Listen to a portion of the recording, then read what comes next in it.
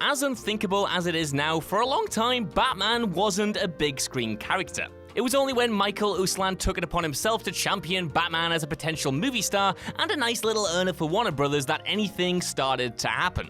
However, in those early days of the 1980s, after 2 decades in the wilderness, the ideas that were first come up with weren't all that great.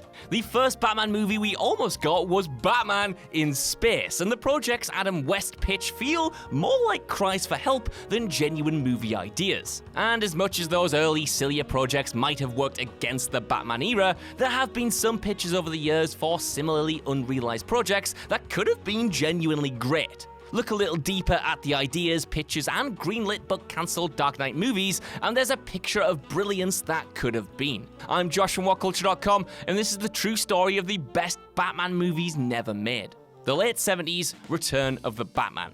In real terms, Return of the Batman was never really intended to be a full movie. It was the script that Michael Uslan used to convince everyone that Batman could be in movies. It was, in effect, the script that made Batman movies happen, so it deserves its position here as a keystone. As Uslan sought to make his Batman, Hollywood didn't share his enthusiasm, and he repeatedly came up against brick walls built on the back of Adam West and his campy version of the character. As Uslan said himself, studios saw Batman as a, quote, a pot-bellied funny guy with pows, zaps, and whams, end quote. In other words, they just didn't get it. Luckily, Tim Burton did, and he became Uslan's most useful ally, as he sat down and worked on a script called Return of the Batman in the late 70s to try and whip up some interest. And fundamentally, he wanted it to be used to educate studios and executives on his and Uslan's vision for returning Batman to his origin.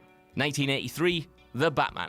When the studios wouldn't budge in their perception of Batman though, Uslan took another approach, forming Bat Film Productions and buying the rights himself. With everything set to go, the new studio commissioned James Bond and Superman writer Tony Mankiewicz to write the first official screenplay titled The Batman in 1983. His agenda was simple. He was to marry the poppy success of Superman and the more realistic, darker elements of Bond. His answer was to turn to the comics, relying specifically on Batman's strange apparitions. The film was announced in late 1983 with mid-1985 as the release date and a budget of $20 million locked in. Batman would have been played by an unknown. It would have brought in Rupert Thorne as a villain, and Mankiewicz wrote in love interest Silver St. Cloud and built up Robin's origin into the plot. The rest of the cast would have been made up of David Niven as Alfred, William Holden as Jim Gordon, and best of all, David Bowie as the Joker. Peter O'Toole was suggested to play the Penguin, and Eddie Murphy and Michael J. Fox were both suggested for Robin. After the success of Ghostbusters, Ivan Reitman was attached as director and expressed his desire to bring in Bill Murray with him to portray Batman. It would have been bold to say the least, but it's hard to argue that it would have been any stranger than Burton casting Michael Keaton. The script had issues though, and unfortunately Reitman left as it underwent 9 rewrites from 9 separate writers, which completely reinvented the entire project. Joe Dante was briefly attached as his replacement, but it all died on its knees before Uslan turned to another director hot off his debut movie, Tim Burton. 1994, Tim Burton's Batman continues. After Batman Returns, Tim Burton was not Warner Brothers' favorite person. His dark style might have landed with fans, but commercially speaking, it had been a nightmare on both of his movies. The decision was made then partly thanks to pressure from commercial partners to move Burton away from directing.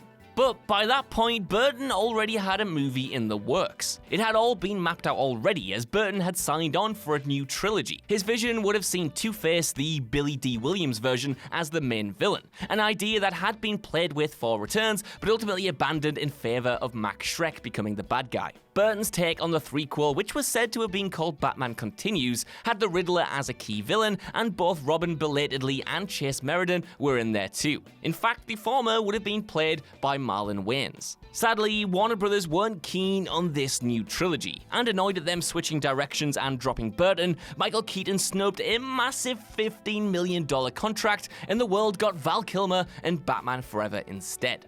1996, Burton's Catwoman spin-off. Strangely enough, Burton wasn't entirely done with Batman even when he lost his threequel.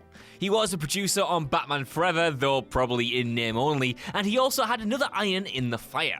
Batman Returns had a final scene that had been hastily added at great cost to suggest that we would be getting more of Catwoman. The plan was to have Burton direct a spin-off, with Michelle Pfeiffer again attached to star, with Burton's writer Daniel Waters writing yet again. He turned a script in summer 1995, specifically on the day that Batman Forever hit cinemas, which isn't exactly a genius move. His story had Catwoman suffering amnesia and moving from Gotham to Oasisville, the Batman universe's version of Las Vegas, which is run by superheroes, where she encounters some terrible flawed male superhero types that push her back to the Catwoman identity.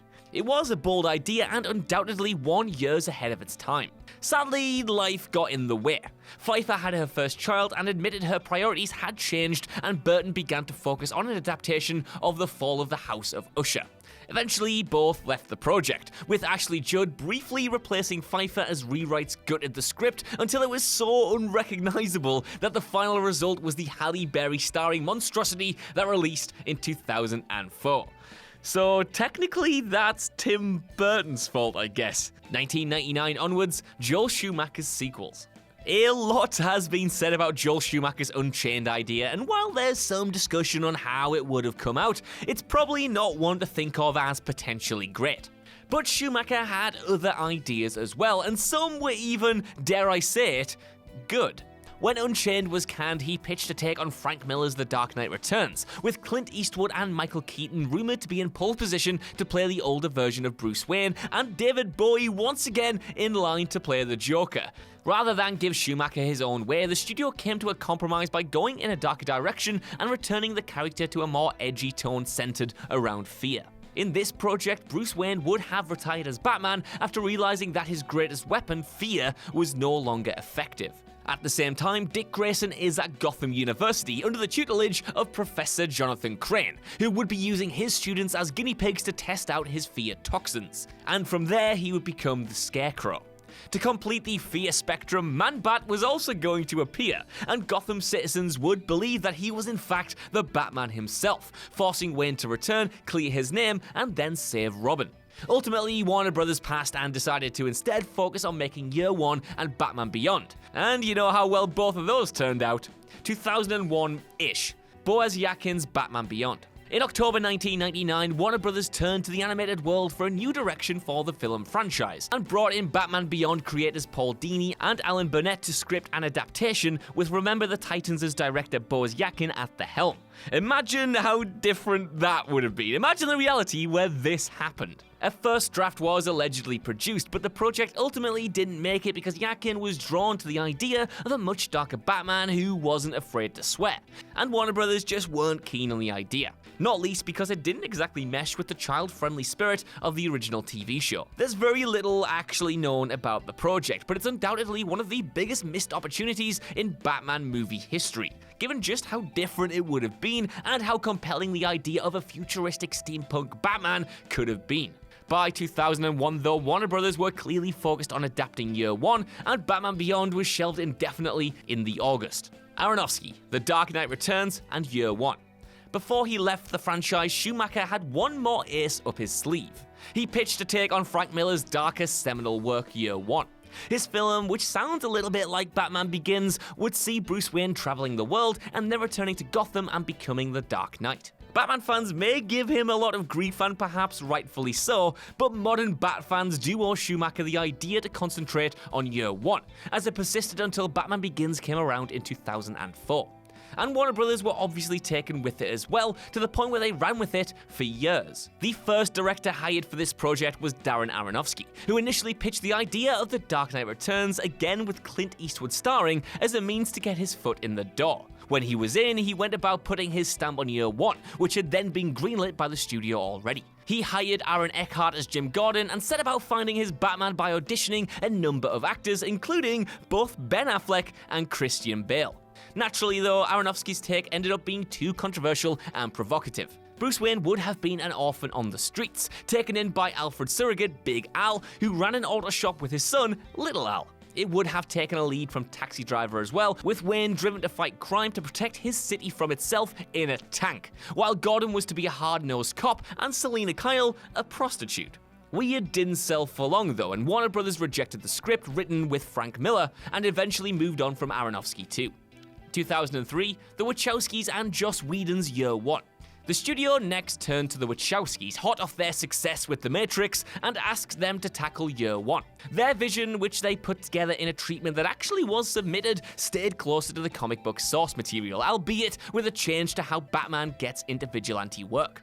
It would largely have been a sanitized version of the story that would undoubtedly have sold better to younger audiences. Sadly, the directing duo were quickly tied up when the Matrix sequels were greenlit, and Warner Brothers turned to Joss Whedon as the future MCU and DCEU director, revealed in 2008. He said his Year One was similar in tone to Nolan's Batman Begins, but that his was a little bit less epic, and would have been set more in Gotham City. He also wanted to bring in a new villain, who would have been tied to Wayne's training, but would have been more like a Hannibal Lecter sort of figure, with Batman learning from him in Arkham. Admittedly, that part does sound pretty awesome.